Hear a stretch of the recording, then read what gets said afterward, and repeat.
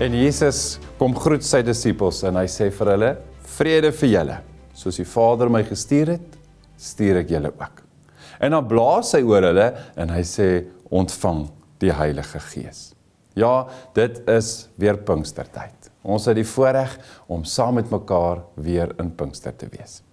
Ek wil graag sommer net vir so 'n oombliekie saam met jou stil word voordat ons vandag by die teks kom stil staan. Here ons Here, vandag wil ons U kom bewonder vir U werk, die werk deur die Gees, dit wat U ook vandag met ons en onder ons en saam met ons mag doen. Ja Here, ons het vir U 'n groot eerbied en mag dit so wees dat ons regtig mag begryp wat dit is wat U met ons wil deel. In Jesus naam. Amen. Ek wil van jou vra dat jy sommer daar waar jy is, gou 'n stukkie papier moet nader gryp of jou telefoon waar jy kan skryf of kan tik of op jou rekenaar of jou tablet. Maak 'n nota, skryf 'n definisie oor wat is regverdig. As jy vanoggend of vandag 'n definisie sou kon skryf oor wat is regverdig. Wat beteken dit vir jou? Regverdigheid. Hoe lyk dit? En dan, terwyl ek dit vir jou vra, is die tweede vraag, dink jy dat die lewe regverdig is? En hoe voel hierdie regverdigheid? Hoe behoort dit uit te speel?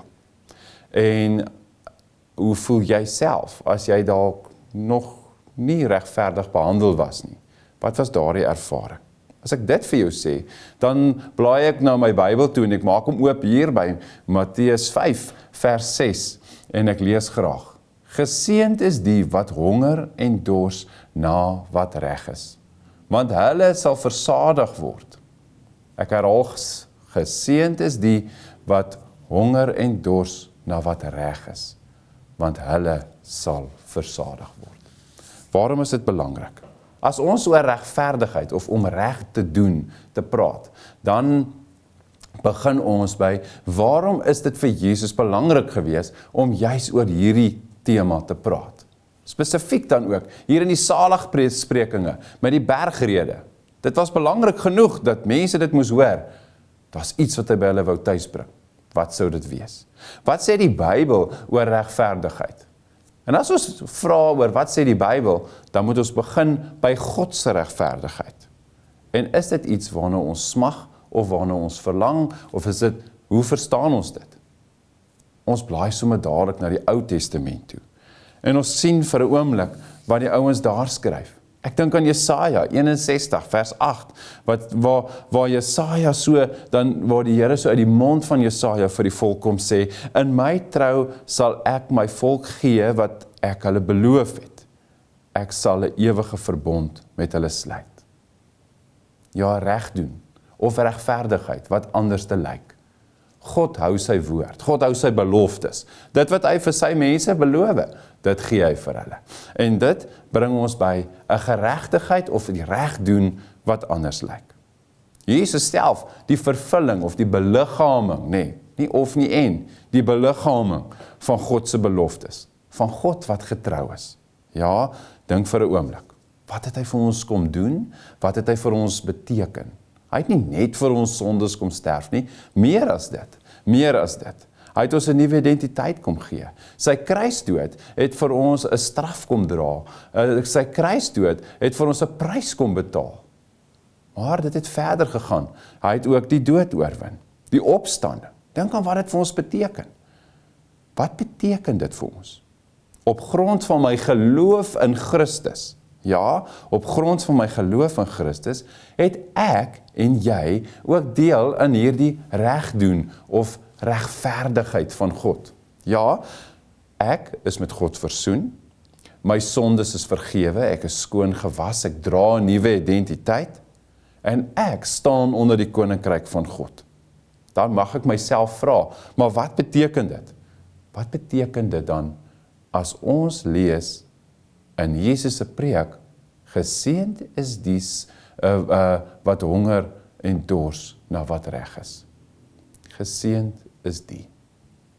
Dit beteken, ons moet reg doen. Hoe lyk hierdie reg doen? Hierdie reg doen begin heel eerste by hoe lyk my houding teenoor God self? Watter plek neem hy in my lewe in? Watter erkenning gee ek hom? En waarna is ek honger of dors? Nee, is dit om die regte dinge te doen? Is dit om te lewe soos wat God van my verwag?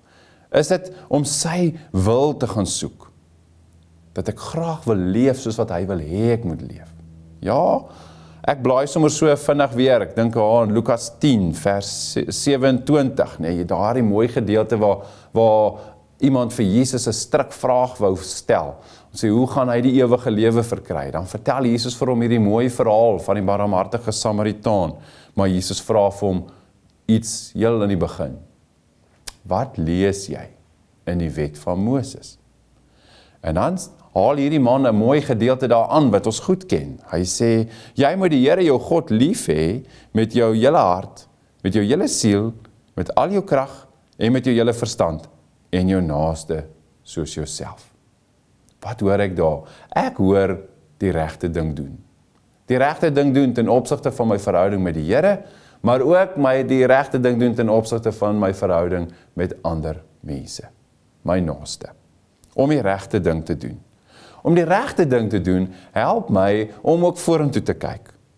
In hierdie Pinkstertyd is dit dalk 'n geleentheid waar ek myself dit mag afvra. Wat is dit wat ek moet doen? Ja, ons het nou onlangs Hemelvaart gevier. Ons sê ons kyk terug en ons sê, ja, ons weet, God hou sy beloftes. Die Ou Testament getuig daarvan, die Nuwe Testament getuig daarvan. Die Hemelvaart het gebeur. Die belofte dat hy weer sal kom. Nou is die vraag. Maar waarmee is ons besig terwyl ons vir hom wag? Is ons besig om die regte ding te doen? Is ons besig om met hoop in ons harte te leef en vorentoe te kyk en te sê, terwyl ons vir hom wag, gaan ons doen waarvoor hy ons geroep het en waarmee ons moet besig wees. Terwyl ek dit doen, sien ek in my hart uit na dit wat kom, 'n nuwe hemel, 'n nuwe aarde. Ja, geseënd is die. Geseënd is die wat honger en dors na wat reg is. Mag ek in hierdie Pinkstertyd dalk net opnuut weer herinner word, of dalk net weer weet, of weer besef, hoe afhanklik ek van Christus se geregtigheid is. Ja, volkome genade, sonder dat ek dit verdien, volkome genade.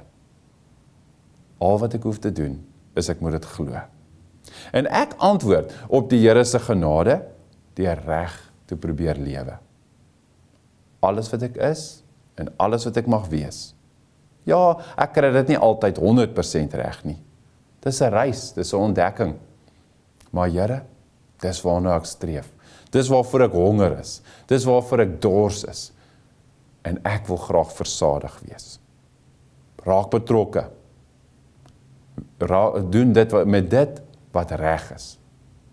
Ja, wat probeer ons sê? Wat sê ons vir mekaar? As ek daai definisie wat daar langs jou lê, wat jy dalk geskryf het of vinnig getik het, kyk gou hoe lyk daardie definisie. Om die regte ding te doen. Hoe sou dit lyk? Hoe gaan ek daarby uitkom? En as gelowiges word ek en jy geroep om wat te maak? Om deel te wees van die regmaak en die heelmaak van die wêreld waarin ons leef. Ja, om die regmaak en heelmaak van die wêreld waarin ons leef. Ek wil graag 'n aanhaling vir jou wys van G.D. Kloete. En hy skryf en hy maak hierdie volgende stelling. Hy sê, want die onreg geskied meestal nie in die bose wat ons doen nie, maar in die goeie wat ons nie doen nie.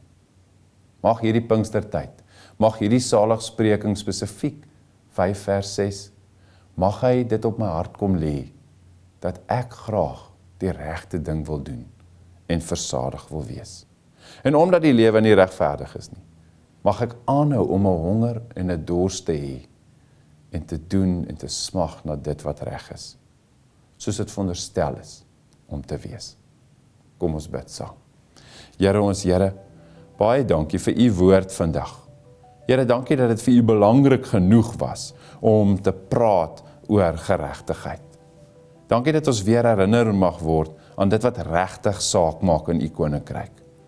Ja, Here, dat ons versadig wil word en moet word aan dit wat blywend is. Dankie Here. Mag ek geseënd wees, omdat ek honger en dors na dit wat reg is. Amen.